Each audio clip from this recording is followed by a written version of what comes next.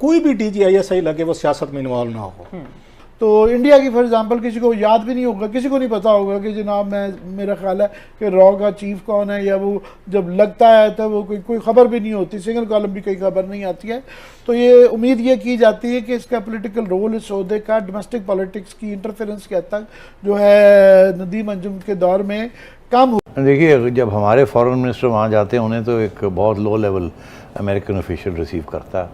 हम foreign visitors को बहुत प्रोटोकॉल देते हैं, हालांकि जब हमारे लीडर्स बाहर जाते हैं उनको उतना प्रोटोकॉल नहीं मिलता। ये एक ट्रेडिशनल किस्म का पाकिस्तानियों का रवैया है। इंडियंस ऐसे नहीं करते। अगर ये डिप्टी सेक्रेटरी स्टेट वहाँ जा रही हैं तो आप देखिएगा वहाँ इस किस्म का प्रोटोकॉल नहीं मिलेगा उनको। इनके लेवल का कोई ना कोई जाएगा इनको रिसीव करने के लिए।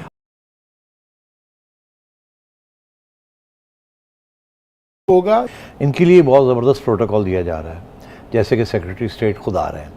तो मेरा ख्याल है वो आपने तो खुद ही बता ही दिया कि ये क्यों हो रहा है। वो एक फ़ोन कॉल जो नहीं आ रही, तो इसलिए अब आगे पीछे तो होना पड़ेगा ना अमेरिका के। तो ये वही कोशिश की जा रही है कि प्रोटोकॉल ऐसा दिया जाए कि ऐसे उनको अहमियत दी जाए कि हम बड़े ख्याल रखते हैं आपका, and so on and so fourth. मगर वैसे भी आयशा, मैंने ये देखा है कि हमारी ट्रेडिशनली हम फॉरेन विजिटर्स को बहुत प्रोटोकॉल देते हैं, हालांकि जब हमारे लीडर्स बाहर जाते हैं उनको उतना प्रोटोकॉल नहीं मिलता। ये एक ट्रेडिशनल किस्म का पाकिस्तानियों का रवैया है। इंडियंस ऐसे नहीं करते। अगर ये डिप्टी सेक्रेटरी स्टेट वहाँ जा रही हैं तो आप देखिएगा वहाँ इस किस्म का प्रोटोकॉल नहीं मिलेगा उनको। इनके लेवल का कोई ना कोई जाएगा इनको रिसीव करने के लिए। हमारा तो यहाँ मतलब है कि भाई पता नहीं, अब शायद फॉरेन मिनिस्टर शायद खुद जाए उनको रिसीव करने के लिए। आई डोंट नो, ऐसा ही आई डोंट नो, बट जो भी है तो इसलिए लेकिन वो क्यों आ रही है पाकिस्तान विजिट करके? इंडिया का 5 से 7 उनका इंडिया का विजिट है, यानी भी वहाँ कल आएंगी ना यहाँ जी। तो इंडिया अब फिर पूछती है इंडिया पहले क्यों जा रही है जी। इंडिया के साथ तो प्रेसिडेंट बाइडन ने नरेंद्र मोदी के साथ भी मीटिंग कर ली है।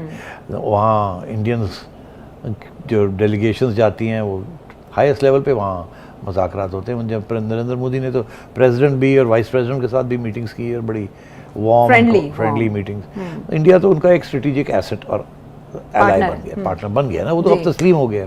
तो आप अपने आप को इंडिया के साथ मत कंपेयर करें। मगर मेरा ख्याल है वो जो इंडिया के पास जा रही हैं वो उनसे वही बात करने जा रही हैं कि इंडिया का मौक़िफ़ क्या है, जो बातें उन्होंने पाकिस्तान के साथ करनी है, जो अफ़गानिस्तान के साथ जो बातें करनी है। तो पहले इंडिया से वो बात करके क्लियरेंस लेके वहाँ की, ताकि इंडिया के साथ कोई मिसअंडरस्टैंडिंग ना हो जाए। वो अपनी ब्रीफ जो है उनको बताएंगी, उनसे सुनेंगी, उनके सुनने के बाद अपनी ब्रीफ को अमेंड करेंगी, फिर यहाँ आएंगे। तो वो तो ये मुझे समझ है कि वहाँ क्या करने जा रहे हैं। दूसरा ये कि पहले ये था कि जब भी कोई आता था तो वो या इंडिया जाते थे। ब्लिंकन साहब जब आए हैं पहले तो इंडिया का चक्कर लगा के चले गए, यहाँ नहीं आए। अब वहाँ ये फैसला हुआ है कि जब भी कोई सीनियर ऑफिशियल आएगा तो वो इंडिया पाकिस्तान दोनों को जाएगा। अच्छा, ये नई पॉलिसी है। यूनाइटेड स्टेट्स में ये फैसला किया गया है कि अब दोनों तरफ बराबर रखेंगे। हम बराबर नहीं रखेंगे, एक ही दौरे में दोनों को मिलेंगे। अच्छा, और हमेशा आप देखिएगा कि ये पहले इंडिया को मिलते हैं फिर इधर आएंगे। पहले ये होता था कि जब इंडिया को मिलना होता था अलग मिलकर चले जाते थे, इधर मिलना होता था अलग मिलकर चले। अब उन्होंने ज्वाइन कर दिया इसको। तो उसकी सिर्फ इसलिए किया है क्योंकि वो इंडिया को ज़्यादा अहमियत दे रहे हैं और इंडिया को ये बताएंगे कि हमने पाकिस्तान के साथ क्या बात करनी है। अच्छा, उन्हें राजदान बना के फिर इसके बाद इधर बात करेंगे। एब्सोल्युटली नॉट के बाद ये विजिट कितना इंपॉर्टेंट है? पाकिस्तान को इससे कुछ मिलेगा? पाकिस्तान के लिए बहुत अहम है, बिकॉज वो एब्सोल्युटली नॉट तो अपनी जगह, मगर वो फ़ोन कॉल जो नहीं आ रही। तो अब ये 3rd लेवल का सेक्रेटरी ऑफ स्टेट के बाद डिप्टी सेक्रेटरी आए हैं। सेक्रेटरी ऑफ स्टेट जो है इज़ अ बहुत important member of the administration है। प्रेसिडेंट का नंबर 2 होता है ये in terms of administration, foreign policy, specially state department. तो ये एजेंडा लेके आई हैं आयशा, ये एजेंडा लेके आई, 4-5 पॉइंट्स हैं इनके पास। ये कुछ कंसीड करने नहीं आई, ये लेने आई हैं कुछ ना कुछ। अच्छा, तो क्या लेने आई हैं? एक तो ये कि मुज़ाकरात चल रहे थे अमेरिका के साथ। अमेरिका एक एयर कॉरिडोर या एयर बुलेवार्ड उसको कह रहे हैं, वो मांग रहे हैं। बेस नहीं मांगा उन्होंने, फ़ज़ाई राहदारी चाहिए। हाँ, वो कहते हैं कि हमने टेररिज्म को कॉम्बैट करना है और अगर हमें ज़रूरत पड़ी अफ़गानिस्तान में बम्बार्डमेंट की या इंटेलिजेंस की, ड्रोन्स की, या तो हमें एक एयर कॉरिडोर मिलना चाहिए। पहले मिला हुआ था इनको, अब वो कह रहे हैं उसको रिवाइव करें। हम थोड़े से वहाँ घबरा रहे हैं। हम कहते हैं हमें बताएं किस लिए चाहिए, कब चाहिए होगा, हमसे पूछे बगैर आपने नहीं इस्तेमाल करना। हमने उसके ऊपर कुछ कंडीशंस लगाई नहीं, वो कंडीशंस नहीं एक्सेप्ट कर रहे। ये मामला चल रहा है, अभी तक इसके ऊपर रेजोल्यूशन नहीं हुई है और ये बड़ा ट्रिकी मामला है। अमेरिका डटा हुआ है कि हमने ये लेना है और हमें समझ नहीं आ रही है कि हम किस तरीके से अमेरिका को ये ना करें, और अगर हाँ करनी है तो किस तरीके से हाँ करें और क्या क्या कंडीशंस लगाएं और मनवाएं उनसे। तो ये अभी तक मामला चल रहा है। दूसरी चीज़ ये है कि वो बड़ी क्लियर कट बात कहने आए हैं कि जो टेररिस्ट्स हैं उनके साथ कोई पीस टॉक्स नहीं करनी, कोई अमन की बात नहीं करनी, कोई सरेंडर की बात नहीं करनी, उनको एलिमिनेशन की बात करनी। और ये अब उन्होंने ये एजेंडे पे डाल दिया है, क्योंकि अभी हम बातों में शुरू कर दी है ना हमने कि टीटीपी के साथ जी, कि हम उनके साथ बातचीत करेंगे या किसी ग्रुप के साथ कर रहे हैं हम, या कर रहे हैं।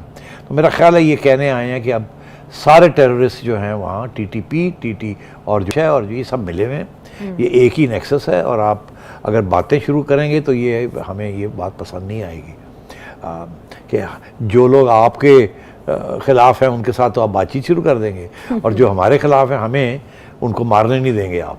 तो ये भी हमें एक्सेप्टेबल नहीं है, क्योंकि वो जो कॉरिडोर चाह रहे हैं वो उनको टारगेट करने के लिए चाह रहे हैं। तो एक तो ये भी इशू है, और उनकी वेंडी की तरफ से बयान भी आ गया कि टेररिस्ट के साथ कोई बात नहीं करनी।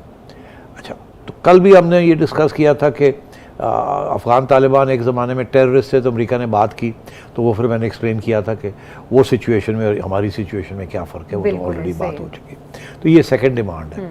थर्ड ये है कि आपने किसी सूरत में भी अकेले रिकग्नाइज़ नहीं करना अफ़गानिस्तान तालिबान रेजीम को, जो कि आपने 1997 में या 6 में किया था, 97 में, कि आपने रातों रात उनको रिकग्नाइज़ कर लिया और सऊदी अरेबिया और यूएई को कह के उनको रिकग्नाइज़ करवा दिया।